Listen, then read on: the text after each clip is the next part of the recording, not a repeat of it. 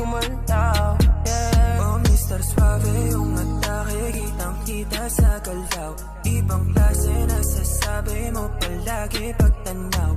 And yun! Cover up tattoo. Ito yung tattoo natin kay Miss Joanna. Nakalive yan sa Memo TV FB page. So, 2 consecutive days. Ito yung ginawa natin nung first day. Tinakpan natin ng Mike and Wings yung dati niyang tattoo 15 years ago. So, yun. Sabi ni Madam, matagal ko nang pinag-isipan yung tattoo kasi nasaktan ako. Na-trauma ako. Sabi ko, subukan niyo po ulit. So, meron kasi tayong numbing spray and less 6 voltage kaya walang trauma. Kaya yun, grabe. Kinabukasan nagpadagdag siya ulit. Tapos yan, watercolor na may notes, na may stars. Yan kasi yung gusto ni Madam. Tapos yung G-clip.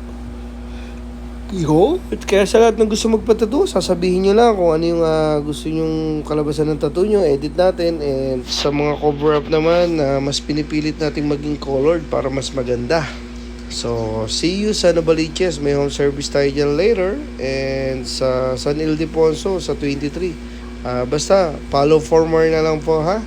Thank you, Lord. Miss Joan, salamat po. Mahiling magpa-cute ay kikay, malambing pa sa kambing ay